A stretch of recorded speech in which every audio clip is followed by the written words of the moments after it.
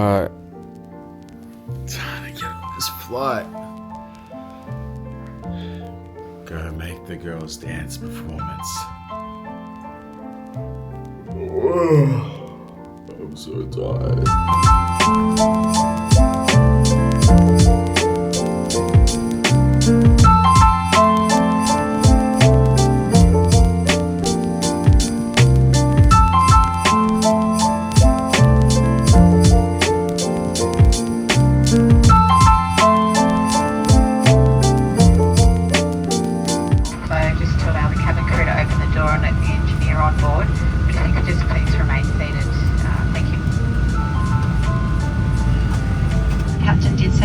We were having a little issue with our communication system, so the engineer has come on and replaced the handset, which has resolved the problem.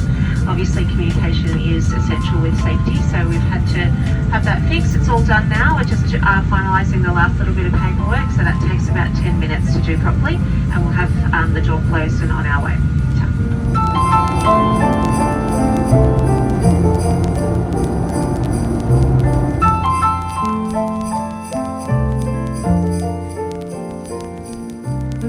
The flight was delayed by an hour or so due to technical difficulties. It's currently 9:30. The dance recital is on at 11:15. So I've still got to get on the bus and get to the long-term car park. So I think I still should be able to see some of the recital. And I'll at least know that I'm there, because I promised them that I would not miss this, and that's why I got the early flight, just in case anything happens. I feel like I'm definitely going to miss the start of it, but I'm going to see some of it. I'm going to know that I'm there.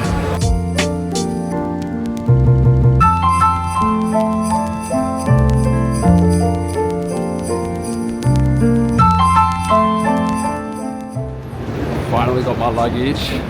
It's nearly 10 a.m. and I've got to get on the bus to get to the long-term car park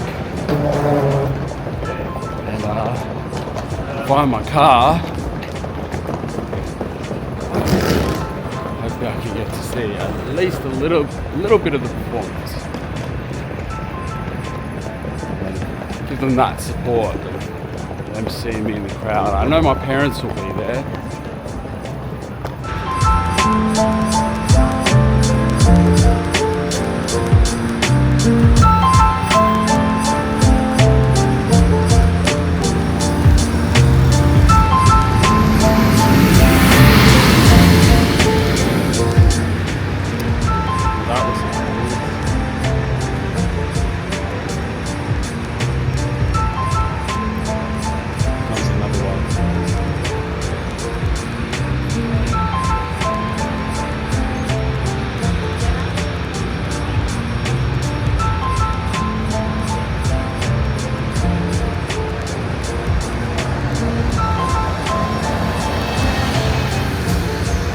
Not the bus I need.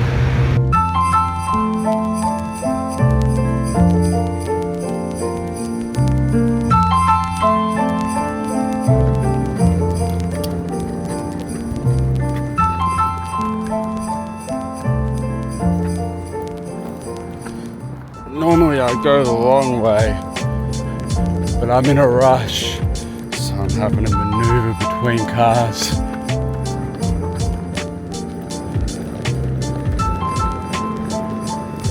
It's 11:15, I just got in my car. It is really hot, it's 35 degrees.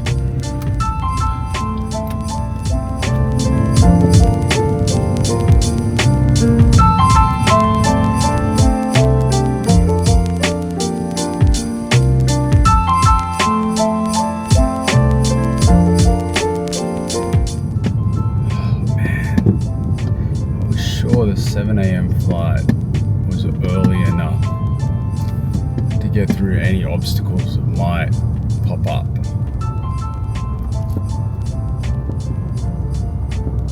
Life is lifing.